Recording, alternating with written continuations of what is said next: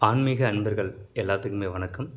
So நம்ம இந்த சேனலில் இந்த வீடியோ நம்ம என்ன பார்க்க போகிறோம் அப்படின்னா, ஜோதிடம் என்றால் என்ன? அதாவது ஜோதிடம்னா நிறைய பேர் வந்து என்னென்னு தெரிஞ்சுக்காமல் இருக்காங்க. ஜோதிடம் பொய் அப்படின்ட்டு இருக்காங்க. ஸோ ஒரு சில காலகட்டங்கள் வந்து நானுமே அப்படி தான் இருந்தேன். அதுக்கு என்ன காரணம் அப்படிங்கிறதும் நான் வந்துட்டு ஒரு சில காலகட்டத்துக்கு அப்புறம் தான் தெரிஞ்சுக்கிட்டேன். இப்போது ஜோதிடம் என்றால் என்ன அப்படிங்கிற விஷயத்த நம்ம இந்த வீடியோ மூலிமா பார்க்கலாம். ஸோ ஜோதிடம் அப்படின்னா ஜோதி ப்ளஸ் இடம், இது ரெண்டும் சேர்த்து தான் ஜோதிடம். ஜோதி அப்படின்றால் ஒளி, ஒளி இருக்கின்ற இடம் அப்படிங்கிறது தான் ஜோதிடம் அப்படின்ட்டு பெயர் பெற்றிருக்கு. சரிங்களா? இந்த ஒளி எங்கேருந்து வருது அப்படின்னா, சூரியனிலிருந்து ஒவ்வொரு கிரகங்கள் மீதும் ஒளி விழுகுது இல்லையா? ஸோ இந்த ஒளி நம்ம வந்து இந்த சூரியனுடைய ஒளி வந்து பயணிக்கும் தூரம் மற்றும் பயணிக்கும் நேரம், இவைகளை பொறுத்து தான் வந்து ஜோதிடம் வந்து அமையுது. ஸோ இப்போ ஃபர்ஸ்ட் இருக்கிறது பார்த்திங்கன்னா புதன் கிரகம் இருக்குது. ரெண்டாவது வந்து பார்த்திங்கன்னா சுக்கிரன், அதாவது வெள்ளி கிரகம் இருக்குது. புதன் வந்து ரொம்ப குட்டியாக இருக்கும். சுக்கிரன் வந்து பார்த்திங்கன்னா அதை விட கொஞ்சம் பெருசாக இருக்கும். அடுத்து வந்து பார்த்திங்கன்னா பூமி. ஸோ பூமிக்கு அருகாமையில் தான் வந்து சந்திரன் இருக்கார். ஸோ அதுக்கப்புறம் வந்து பார்த்திங்கன்னா செவ்வாய் கிரகம் வந்து குட்டியாக தான் இருக்கும். அதாவது சூரியனுக்கு பார்த்திங்கன்னா 3 மடங்கு ஓரளவுக்கு வந்துட்டு பெரியதாக இருக்கிற கோள் வந்து பார்த்திங்கன்னா வியாழன். லாஸ்ட்டாக வந்து பார்த்திங்கன்னா நம்ம ஜோதிடத்தில் வந்து கடைசியாக குறிக்கிற கிரகம் பார்த்திங்கன்னா வந்து சனி கிரகம். ஸோ இதை சார்ந்து தான் ஜோதிடக்கலை வந்து அமைஞ்சிருக்கு. இதில் வந்துட்டு ஒரு மனிதனுடைய பிறப்பு, மனிதன் கிடையாது, அனைத்து விதமான உயிர்களின் பிறப்பு மற்றும் இறப்புக்களை வந்து நிர்ணயிக்கிறது இந்த ஜோதிடம் தான். ஸோ இது எப்படி அப்படிங்கிறது நம்ம வரும் கால வீடியோக்களில் வந்துட்டு நிறையாவே வந்துட்டு எக்ஸ்பிளைன் கண்டிப்பாக பண்ணுறேன். ஸோ இந்த வீடியோவில் நம்ம ஜோதிடம் என்றால் என்ன அப்படிங்கிறத மட்டும்தான் நம்ம பார்க்க போகிறோம். ஸோ ஜோதி இருக்கின்ற இடம் தான் ஜோதிடம், இதை சிம்பிளாக புரிஞ்சுக்கோங்க. ஜோதி நமக்கு எங்கேருந்து வருது? இந்த சூரியன்லேருந்து வருது. இந்த ஒளி வந்து ஒவ்வொரு கிரகங்கள் மீதும் வந்து படுது இல்லையா? ஸோ இதற்குண்டான தொலைவு மற்றும் கால நேரங்கள் மற்றும் வருடங்கள், இதுதான் வந்துட்டு ஒவ்வொரு உயிரை வந்து அதுக்குண்டான வாழ்வியலை வந்து வடிவமைக்கிறது அப்படின்னு சொல்லி இருக்குது. இது எப்படின்னா, இப்போ வந்துட்டு இப்போ ஒவ்வொரு இப்போ வந்து ஒவ்வொருத்தர் ஒவ்வொரு நட்சத்திரத்தில் பிறந்திருக்காங்கன்னு சொல்கிறோம் இல்லையா? இப்போது இந்த சூரிய ஒளி இந்த சைடு ஃபுல்லாகவே வந்து படும் இல்லையா?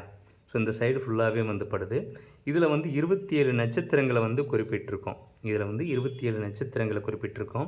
ஸோ நம்பர் வைஸாக வந்து போட்டிருக்கேன். இதில் உங்களுக்கு சின்னதாக இருக்கும், பார்த்தாலே தெரியும் ஓரளவுக்கு.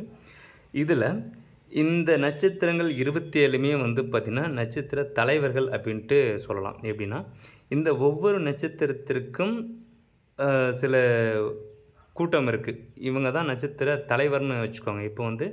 இப்போ இந்த இடத்துல புதன் பக்கத்தில் 26ன்னு போட்டிருக்காங்களா? 26வது நட்சத்திரம் ஒரு எக்ஸாம்பிள் புரிஞ்சுக்கோங்க. இந்த 26வது நட்சத்திரம் அப்படின்னா, இதை சுற்றிர வந்து பார்த்திங்கன்னா சிறு சிறு சிறு சிறு நட்சத்திரங்கள் வந்து அதிகமாக இருக்கும். அப்போ இந்த நட்சத்திரங்களுடைய தலைவன், அருகாமையில் இருக்கக்கூடியது தான் தலைவன் அப்படின்னு சொல்லுவாங்க. இப்போ 26வது நட்சத்திரம் ஒரு தலைவன். இப்போ 5வது நம்ம எண் போட்டிருக்கோம்ல, இந்த இடத்துல வந்துட்டு ஒரு நட்சத்திரம் இருக்குது அப்படின்னா, அதை சுற்றிர வந்து சிறு நட்சத்திரங்கள், அருகாமையில் உள்ள தலைவர்கள். அப்போது தலைவர்களை மட்டும்தான் வந்துட்டு 27 நட்சத்திரங்களாக வந்து கன்சிடர் பண்ணியிருக்காங்க.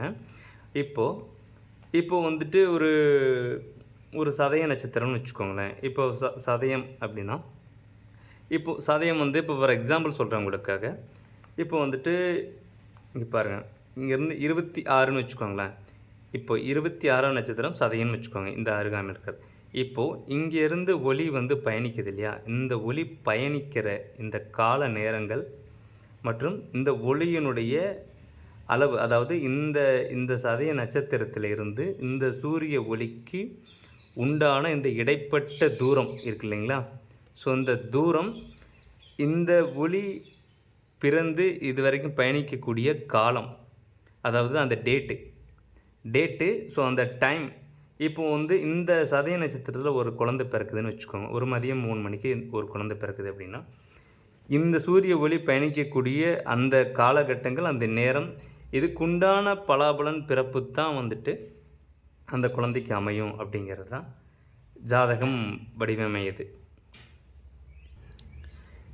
இதில் வந்து பிரதானமாக வந்து பார்த்தீங்க அப்படின்னா சூரியனும் சந்திரனும் ஒளி கிரகம் அப்படின்ட்டு வந்து கன்சிடர் பண்ணுறாங்க.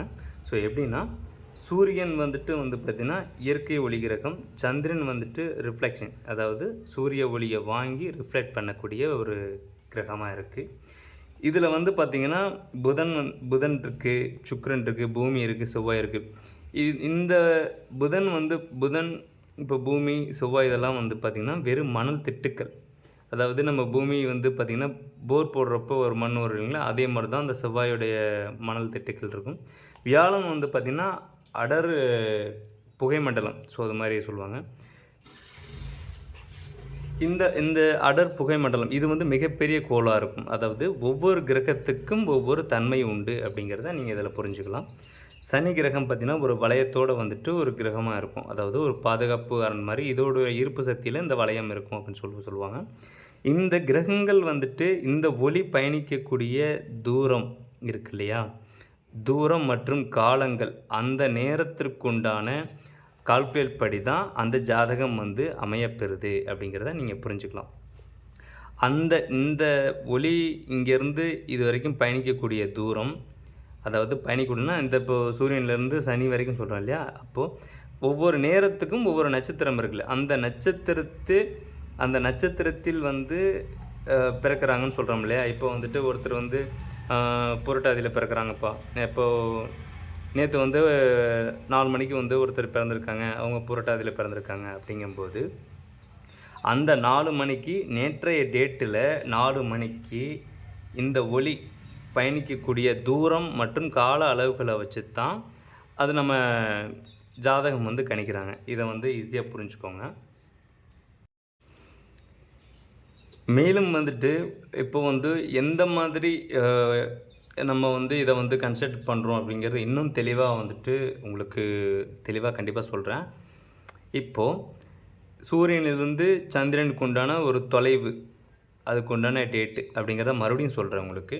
ஸோ இந்த இடைப்பட்ட இந்த தூரம் இருக்குது இல்லைங்களா, இந்த தூரத்தில் ஒரு கிரகம் வந்து பயணிச்சுட்டு இருக்கும்போது ஒரு கிரகத்தின் மீது வந்து ஒளிப்படும், சில சமயம் படாமல் இருக்கும், அது இரவில் இருக்கும், பகலில் இருக்கும். இந்த மாதிரி வந்து சுழற்சி முறையில் இருக்கும்போது அந்த இடத்துல ஒளி இருக்குதா இல்லையா, படுதா படலை, எவ்வளோ நேரத்துக்கு அப்புறம் படுது அப்படிங்கிற அந்த தொலைவை வச்சு தான் ஜாதகம் பண்ணிக்கிறாங்க. இதன் மூலிமா தான் அவங்களுடைய வாழ்க்கை பலாபலன் வந்து அவங்களுக்கு கிடைக்கிது. இப்போ வந்து ஒருத்தருக்கு வந்து பார்த்திங்கன்னா எந்த உழைப்புமே இருக்காது, பெரிய செல்வந்தராக இருப்பாங்க. ஒருத்தர் ரொம்ப கஷ்டப்பட்டு உழைச்சிட்ருப்பாங்க, அவங்க ரொம்ப இலையாக இருப்பாங்க. ஒருத்தர் உழைச்சி முன்னுக்கு வருவாங்க, ஒருத்தர் உழைச்சதெல்லாம் விட்டுருவாங்க. ஸோ அந்த மாதிரி வந்து நிறையா இருக்குது இல்லையா, அதுக்கு எல்லாமே இந்த கிரக சுழற்சி முறைகள் தான் காரணம் அப்படிங்கிறத வந்து தெளிவாக சொல்கிறேன். இதில் வந்துட்டு எப்படி இது வந்து அமையப்பெறுது, ஒரு கேலக்ஸினா என்ன, கடவுள் அப்படின்னா என்ன, கடவுள் வந்துட்டு கடவுள் வந்து நாம் வழிபடுறோம், கடவுள் வந்து எந்த விஷயத்தை வழிபடுறாங்க அப்படிங்கிறத நம்ம ஜாதகம் மூலிமா வந்து நிறைய விஷயத்த வந்து இந்த வீடியோவில் நம்ம கன்சிடர் பண்ண போகிறோம். ஸோ இந்த வீடியோ வந்து தொடர்ந்து பாருங்கள். நம்ம சேனலை சப்ஸ்கிரைப் பண்ணி வச்சுக்கோங்க. என்ன காரணம்னா தொடர்ந்து வந்துட்டு வீடியோஸ் நம்ம போஸ்ட் பண்ணும்போது வந்து பார்த்திங்கன்னா இப்போ ஸ்டார்டிங்கிலேருந்து தான் நம்ம போகிறோம். ஜாதகம் தொடர்பான எல்லா கேள்விகளுக்கும் உங்களுக்கு ஒரு விடை கிடைக்கும். நம்ம வீடியோ வந்து தொடர்ந்து பார்க்கும்போது வந்து பார்த்திங்கன்னா நீங்களே வந்து முழுசாக ஒரு ஜாதகத்தை கற்றுக்கிற அளவுக்கு வந்துட்டு கண்டிப்பாக அதில் வீடியோ வந்து கண்டிப்பாக போஸ்ட் பண்ணுறேன். ஸோ தொடர்ந்து வந்து நம்ம சேனலை சப்ஸ்கிரைப் பண்ணிக்கோங்க. தேங்க்ஸ் ஃபார் வாட்சிங். பாய்.